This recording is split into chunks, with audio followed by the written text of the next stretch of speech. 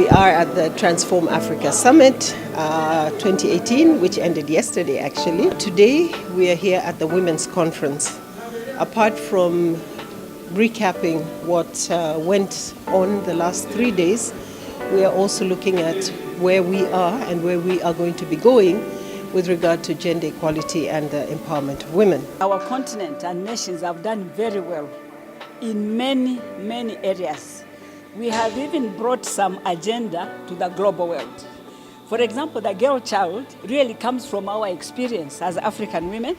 As we were meeting our colleagues in Beijing, in Denmark, in Nairobi at the Women's World Conference, we were talking about the plight of the girl child. And now it has become a global theme. It comes from Africa. The other thing that comes from Africa, which we shared, is the burden of women. The household responsibility, multiple roles, that comes from the continent of Africa. We are like third generation trying to improve the lot of women. My mother, for example, was a feminist, very active, the first woman to register as a voter in Zambia, and she kept going on to school.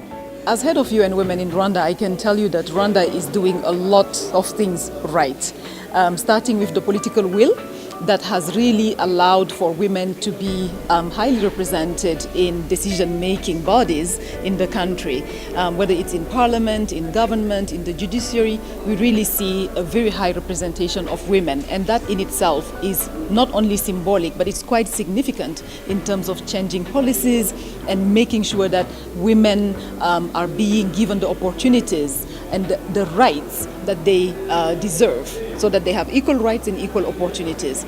Beyond the political will, the country has also invested in accountability, making sure that all the ministries, for instance, have to report on an annual basis on how they have invested, how they have funded initiatives that benefit women.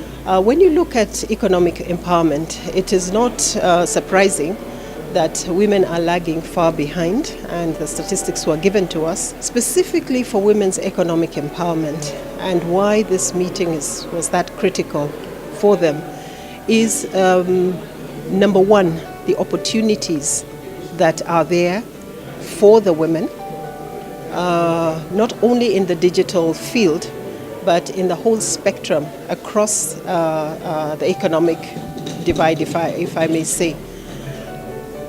When we look at the number of women who actually participate, even in the private sector, they are far too little to make any impact, let alone at the larger level, but to themselves. I think when it comes to gender equality, there are still remaining challenges.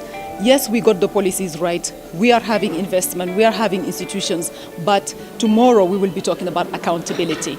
And the reason we are having this session is that indeed we feel that there are still many challenges that are remaining, whether it is in terms of capacity to mainstream gender, whether it is in terms of capacity to monitor and to have the right data and the right evidence to really make sure that gender mainstreaming goes beyond lip service. Those are remaining challenges. But the last challenge I want to highlight is investing in women.